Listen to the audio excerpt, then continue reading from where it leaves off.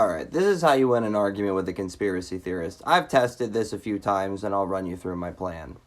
The first step you gotta do is pin down what the fuck they're actually even talking about.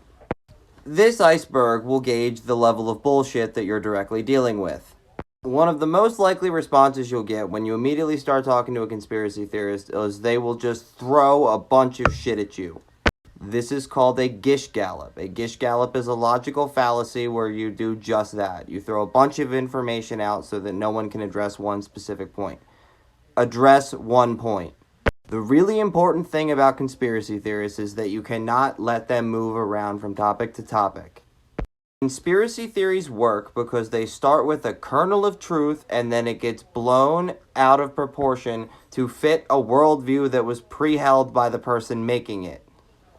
And the same thing follows with the person believing it. Conspiracy theories prey on pre-existing mental conditions, fear, and threat. You can't let them feel threatened or you've already lost any chance of talking to this person. So if they say Jeffrey Epstein, focus on the reality. He had ties with large business people, none of them were ever arrested, and he was convicted for sex trafficking. This does not prove the existence of an Illuminati, a 70s practical joke renewed from an actual organization that existed hundreds of years before.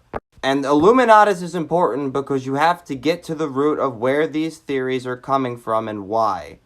You do this by breaking these conspiracy theories down to literal facts. You've got your Japanese internment, your Tuskegee experiments, the toppling of the Black Panther Party, selling drugs on the street by the FBI, all things that you can Google and we can verify from a number of different sources. Up here, you have speculation. You have, harmless ones like aliens. You have some more dangerous ones like organized crime. No, not the Illuminati. I mean actual organized crime. One of my favorite speculations. Where's Shelley, David Miscavige, in the Church of Scientology? We can only speculate. And beyond any speculation, you have bullshit. Alright, this is the point now. Once you've pinned down an actual thing that they're talking about, you ask them for a source. When you ask them for a source, most likely this will be what happens. They will just never give you one under any circumstance because they know then they have to pin down their opinion. They'll suggest to you to do your own research while telling you that you're also brainwashed. I would never tell anyone in the Church of Scientology to do their own research. That's goddamn how they got here. If they never give you a link, it's pretty much already them fully admitting that they don't know why they believe the things that they believe. They just have taken a contrarian opinion. If they say look for it yourself and you do actually find a source, before you even show it to them, ask them if it's a valid source. Because don't even bother wasting your time with something that they're not going to care to even read. The other option you have is to debunk their source the way they're going to just pretend yours doesn't work. The man who sees both sides of the question is the man who sees absolutely nothing. Do not let them pretend Alex Jones is an unbiased source for thoughts. He is biased. He is biased towards Trump. He is biased towards conservative values. More importantly, he's incentivized to stir up panic to sell you supplements because you think the world is ending and it protects you from 5G radiation from lizards. If they give you a source, you have to remain open-minded and not directly confrontational. Do what they do with science denial and question everything. These are the 5 characteristics of science denial, and you will watch them all manifest in the conspiracy theory that you are listening to.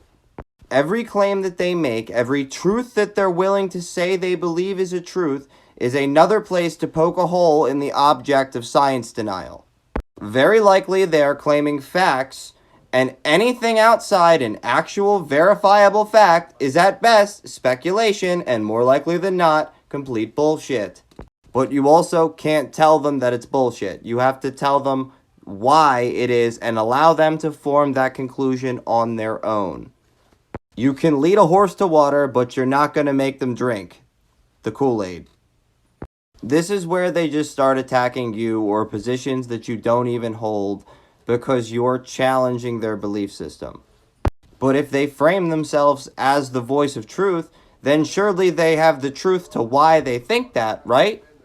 Find out what they want to consider truth, why they think it, and then rip that shit to shreds.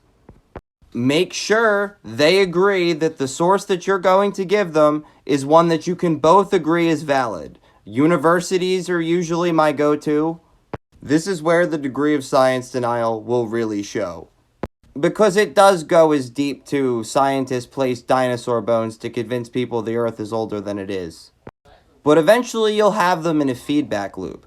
And you may never convince them in this discussion. But what you can do is you can plant a seed.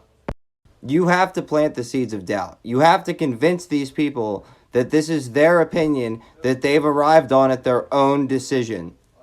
And the way you do that is just by expressing genuine doubt for what they're saying. Surely they wouldn't be opposed to you questioning everything. This is what they think. If you want to change the mind of a conspiracy theorist, you have to think like a conspiracy theorist.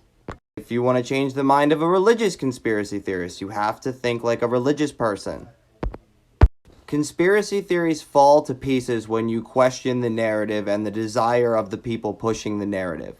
Now, why do I talk to these people? And the answer is something Sacha Baron Cohen did in the This Is America series. Those who believe absurdities can make you commit atrocities. These are real people, many of them with existing trauma and underlying mental disorders, being preyed upon by con men and violent criminals.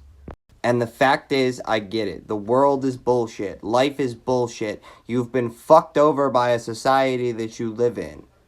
The main thing I learned about conspiracy theory is that conspiracy theorists believe in a conspiracy because it is more comforting.